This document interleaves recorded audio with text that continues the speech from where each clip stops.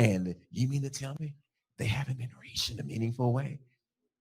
They know if they quoting for your books, they've been reached very well. Am I right? According to rumor, they've infiltrated the church. Am I right? Listen to this.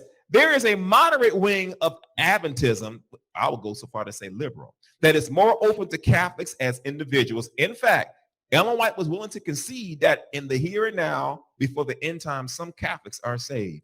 She wrote, there are now true Christians now in every church, not except in the Catholic. In other words, they're quoting from Ellen White.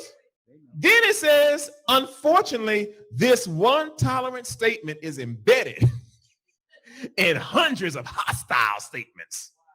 While this aspect of her teaching can be played up by her more moderate, or I'll say liberal followers, it is difficult for them to do so because the whole Adventist milieu in which they exist is anti-Catholic.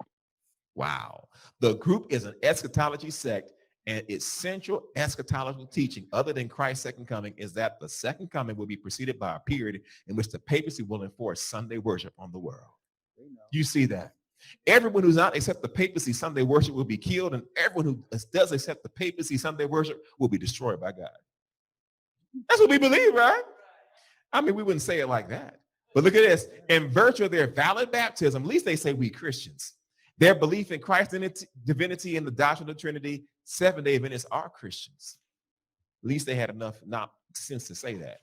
But Christians, once separated from the church our Lord founded. Hold on now. They're saying that we separated from them. They separated from us. Are susceptible to being tossed to and fro and carried about with every wind of doctrine. Wow. That's a serious jab. But look what they said. Seventh-day Adventism, watch this right here, cannot cease to be anti-Catholic without ceasing to be Seventh-day Adventism. This was written on Catholic.com. Catholic.com, Seventh-day Adventism with Ellen White's face splattered all over it. And you mean that? So that's the reason why I had a problem with that Vatican flag and that explanation, because I was like, come on now. I mean, come on. I mean, if I've read it, I'm sure somebody else has read it. Am I right? All right. Now watch this right here. Now I'm gonna take this somewhere because this is serious. Am I right? Is it serious? Now watch this right here. Now I'm going to share something with you. So we know now, see, this kind of mistake plays into the hands of Seventh-day Adventists that want to act like the truth don't exist. Do you understand this right here? And what happened was I had a debate with somebody on Facebook, and they were saying, he's Adventist minister too. He said, I don't see nothing wrong with the Vatican flag. I said, let me ask you a question. If they had a Confederate flag flying on Oakwood's campus, would you have a problem with it? He started laughing. He said, I got your point. Before you even get into, I guess, the point you're making, Myles, I'm just wondering how dense, how fanatical, how mindless an individual who's a professor at a university, supposed to be read, have to be, to claim and believe and state that the Roman Catholic Church came out of them. Remember, this is a sect that arose 1844 to 1863, officially incorporated May 10, 1863. The Catholic Church claims to have been around from the days of Peter. And if you don't want to give them that, the first century, we could move up to 606. Yeah. If you don't want to give them that, so you could even give them 1054, the Great Schism. The Great Schism. Right? Yeah. So that puts the Catholic Church at least 1,000 years before this sect, 800 to 1,000 years. And yet, he claims that they actually came out of us. Really? You are 20 million plus or minus. The Catholic Church is 1 point something. 1 billion? Billion? 1.1 billion? And they came out of you. You were here 1863, you started. And they've been here, again, just to be gracious, let's say argue 1054. And they came out of you. How dense and fanatical do you have to be to believe that statement and then state it as a fact? Yeah, it's just so bizarre. He's so enthused regarding Ellen White's Roman Catholic vitriol. And like I said, don't get me wrong, I'm not a Roman Catholic. and I have my theological disagreements with them, but it's just so like bizarre how proud he is of their true identity being wrapped in anti-Catholicism. Like he seems so like gleeful at the fact that their identity is wrapped up in being anti-Catholic, which I guess if you understand the system, you'd understand why. But notice he says they do believe they'll become the central focus of the whole world and be hunted down by everyone because they'll have to take a stand for the Sabbath or die. But then he says, well, we wouldn't say it like that. He clarifies Yes, after he says that it. He's that like, well, killed or be killed by God. That yes, we believe it, but we wouldn't say it like that. yeah, So if you reject the Sunday law, you will be killed. But if you accept it, God will kill you. We believe it, but we wouldn't say it like that. You got that? yeah. It's a crazy theology. CMB, any thoughts on the Yes. idea that the whole world is going to supposedly all of a sudden just take a total focus on Seventh-day Adventism? Okay, first off, that's nonsense. Second off, just let me just not hold you with nonsense, right? If you think about it like this, right? The point that SDAs try to make and have made through, let's just look at the Great Controversy, right? So LMI takes the long way around through European church history, as if that's the only church history. We'll just leave it at that for now.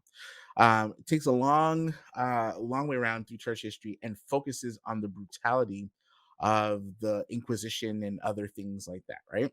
And let's not mince words. It was terrible, right? And it should have never happened like that. If you claim to know Christ, you're not going to chase down other Christians and want to kill them. This is just not how you're supposed to do things, okay? Or unbelievers, even that way. You know, we don't spread Christianity by the sword. That's not how that's supposed to be done. All right. So she does that, and the whole point is that people, Christians, are not in line with Catholicism. Okay. What we're told to believe is that somehow or another, the Roman Catholicism and Protestantism are going to join hands and then start chasing the Seventh-day Adventists, right? Yeah. At that point, they're still Protestants, right? So if the issue is that they're going to be chasing down Protestants and wanting to kill them and have been doing so, and then they'll pull out these Jesuit oaths or whatever, I don't even know if they're real or not, that they're going to hunt down and kill people who are enemies of the church. I don't know, but if that's the case, why would they then join hands with these people, right, who are Protestants? That doesn't make a whole lot of sense on its face. There's that. Second off, or third off, I forgot what number I'm on right now. What I wanted to get to is this nonsense about the flags. All right. And this is a real occurrence. To say that the Vatican flag is tantamount to putting a Confederate battle flag on Oakwood's campus. I got news for you. I am a graduate of Oakwood College. That's my alma mater. Okay. I was Oakwood College back then. All right. Now, when it comes to a couple of different things, as an HBCU, historically Black College University, mostly Black students there, and to have a battle flag, the Confederacy would be a problem. Yes, let's talk about that. Right. However, here's a worse problem, and this actually happened when I was there. Right. Right in front of, if you know anything about the campus and people who have been there know what I'm talking about, in front of Eva B. Dykes Library, right? There were anyway when I was there. I've been there about 20 years now, right? There were three big, large flagpoles. On your left, when you're looking at it in front of the library, if I remember correctly, was the U.S. flag. Next was the state flag, I believe, of Alabama, and on the right was a Christian flag, if I remember correctly. Okay. Christian flag, the white flag, blue box, red cross. Okay. I remember when one day I was going from my dorm at Edwards Hall, walking up the hill all the way across town to where my classes were. And when I came back, the flags were different. U.S. flag, right? Or state flag or whatever was in the middle. U.S. flag was there. State flag was there of Alabama, which subsequently has the St. Andrew's cross in it, which the battle flag uses. Who cares? The point is that the Christian flag was replaced with a flag with the Oakwood seal on there, the seal of the school. Okay. I sat there, I looked at it a couple times, I did a couple double takes, and I started laughing to myself. And then my conspiracy brain started thinking, did they just change the standard here?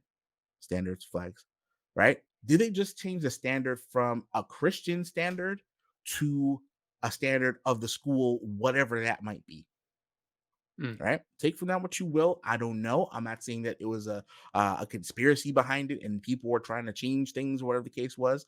Because again, you can take from that what you will. But if you're going to talk about flags, one thing we're not going to put down, right, is a Christian flag. I would rather have a Christian flag there than a U.S. flag, right? Happy to be here, love the country, who don't want to leave, actually, right? Yeah. Okay. But if we're going to make choices, I will obey God rather than men. That's how that works. All right.